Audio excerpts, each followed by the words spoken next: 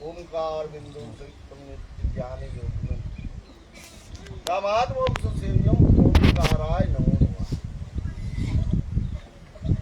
આ સૃષ્ટિનું સર્જન જ્યારે થયું ત્યારે શિવ અને શક્તિ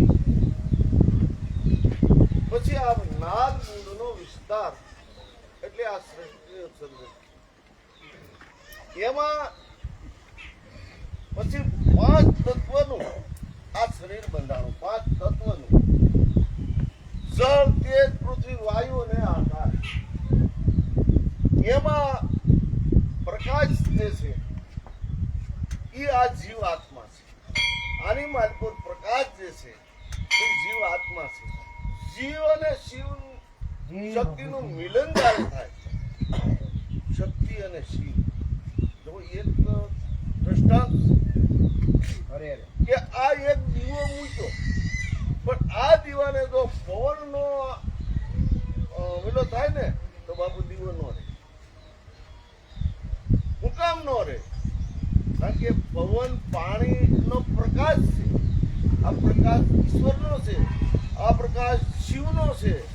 તો કે શિવ એટલે હું, શિવ એટલે હું તો કે જે શિવ છે ને એ જે આ ઘી રેડીને માલિક હોય એ શિવ છે. આ એને ગ્રથ કહેવાય. પછી ઘી નો હોય તો રૂ તો મળી જાય. હા પણ ઈ શિવ અને ઈ શક્તિ જયારે આ ગ્રથનું મિલન થાય કઈ બાપુ આ પ્રકાશ પછી પ્રકાશ કઈ થાય કે જ્યારે આપણો આ જીવ આત્મા 5 તત્વના શરીરમાંથી જ્યારે એ છોકરો વગરો 5 તત્વના શરીરમાં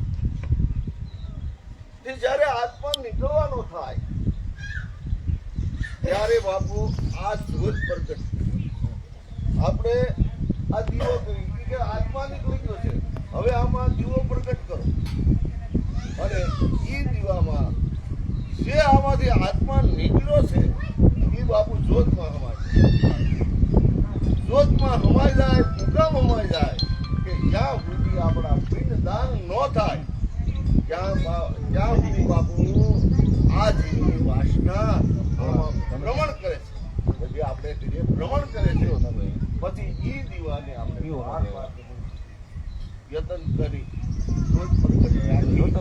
અને જ્યારે એનું પિંડદાન થઈ ગયું અને આજ વાસ લખાઈ ગઈ છેલ્લી ત્યારે આપણે દીવો પ્રગટ કર્યો ને એ હવે દીવો એક વધ્યો.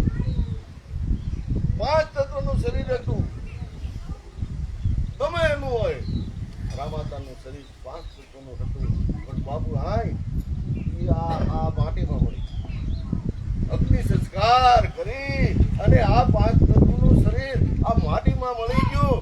પછી આપણે 12 જમણ સુધી યતન કર્યું, આ જ્યોતનું પ્રકાશનું યતન કર્યું એટલે આજ એના પિંડદાન થઈ ગયા કેળે.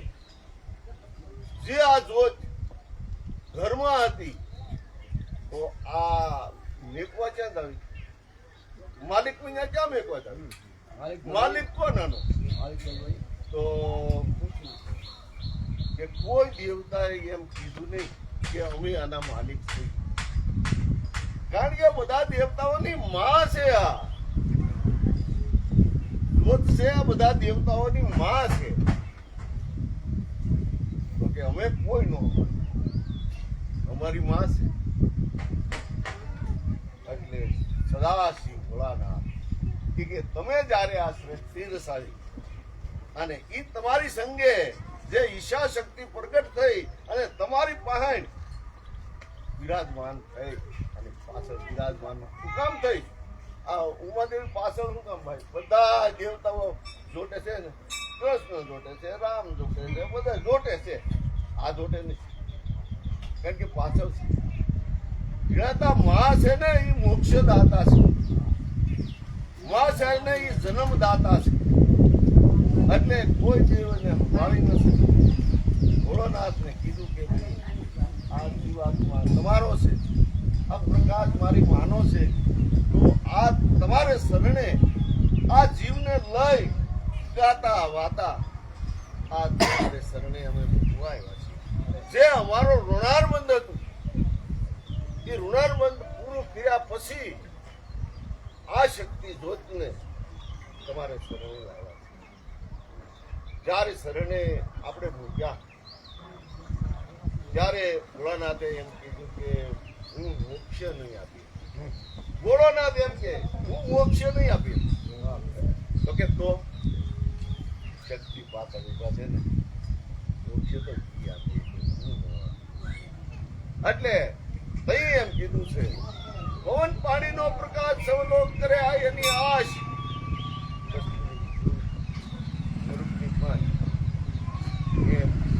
જયારે આ જીવ જાય ત્યારે એને કોઈ બાપુ જોઈ શકતું નથી રહેતું હોય.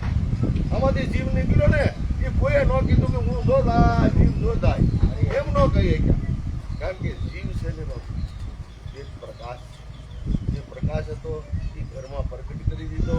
અને જે પવન હતો જીવ એટલે પવન, પવન હારે પવન, માટી હારે માટી, અને પવન ની હારે આ પવન આ જીવ.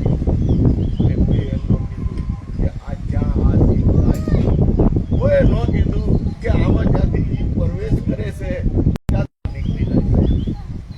તો આ રામાતા ગૌલોક પામ્યા પછી એના આજ જે આદિ સુધી એના શરીરનો પ્રકાશ હતો એ પ્રકાશને આપણે આજ હાથ સુધી મેળવવા. આજથી જે રામાતાના અને આપણે હે ભગવાન હે ભોળા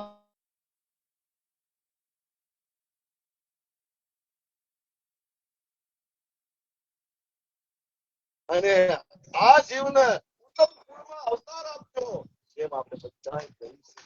તો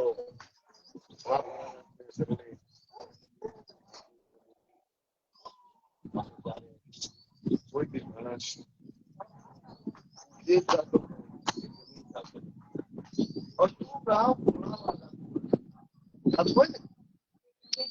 તો આજ આ જીવને આજ આ રામાતાના જીવને આપણે બધા ભણાવવા આવ્યા છે કે હે ભોળાનાથ તમે આ જીવને ભણાવવા આવ્યા છે તો તમારા ચરણોમાં રાખજો.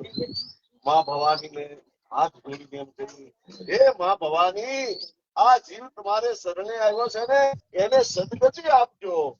એટલે આપણે બધા જીવમાંથી આવ્યા છે એનું બધા આદિપતિ જે કાંઈ પરમ હોય રામપુરી ગરીબ હોય સૈનિક હોય એના જીવને મુક્તિ થઈ ગઈ. અને આ જીવ છે ને એ બાપુ સાગર છે.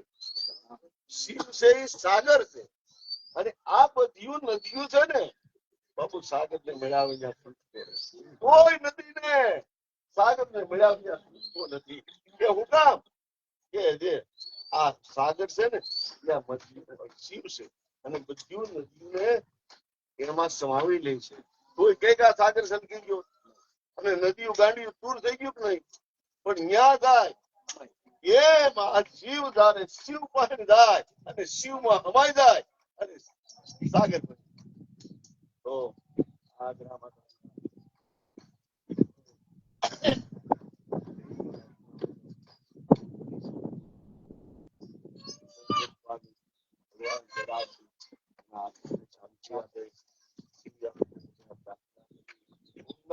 પાર્વતી પતિ મહાદેવ.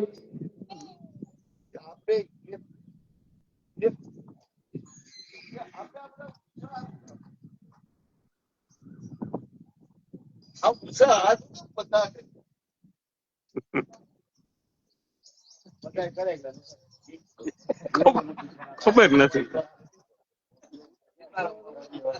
તમારી વાત નથી આ સર્વ સૌની છે. હા બધા આ એક આપણે ગુનો કર્યો આ સાથ બેઠો એને પૂછી જોજો ક્યાં કૃષ્ણાર્જુનનું કારણ આ દફતરમાં